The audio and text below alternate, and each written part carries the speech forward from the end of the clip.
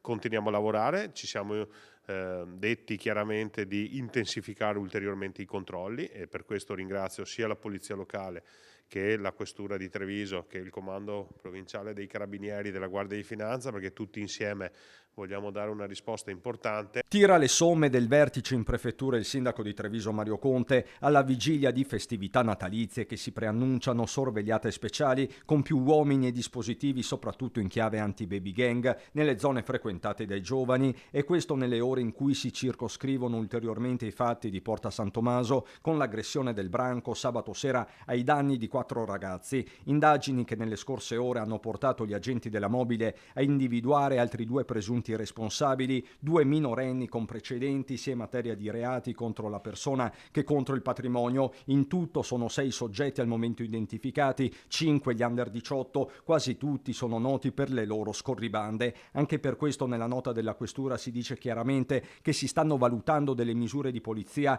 quelle per intenderci introdotte dal decreto Caivano, il riferimento implicito è ai DASPO, ora applicabili anche ai 14enni, ma sullo strumento lo stesso sindaco pare nutrire seri dubbi. Io voglio che coloro che si rendono protagonisti di violenza e che mettono a rischio anche la vita di altri ragazzi, come nel caso in particolare di uno degli aggrediti, finiscano in galera.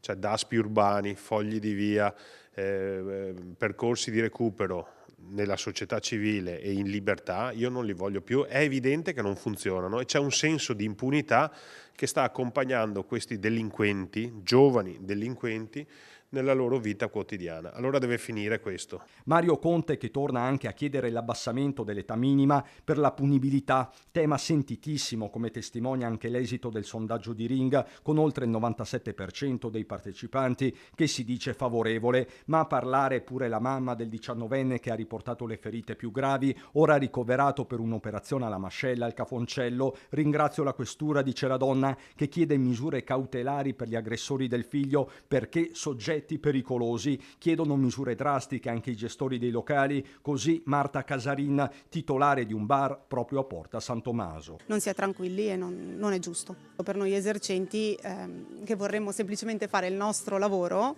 mi auguro che vengano presi provvedimenti per queste persone. Intanto in questo locale la linea, chiamiamola anti-Maranza, ha funzionato. Nel momento in cui hanno iniziato a venire da questa parte, diciamo, della città, hanno tentato più sere di chiedere da bere e io, a parte il fatto che la maggior parte sono minorenni e di conseguenza noi non possiamo dare da bere ai minorenni e anche per gli altri mi sono rifiutata di dargli da bere. Ci sono stati hanno avuto da ridire, però alla seconda terza sera non si sono più presentati.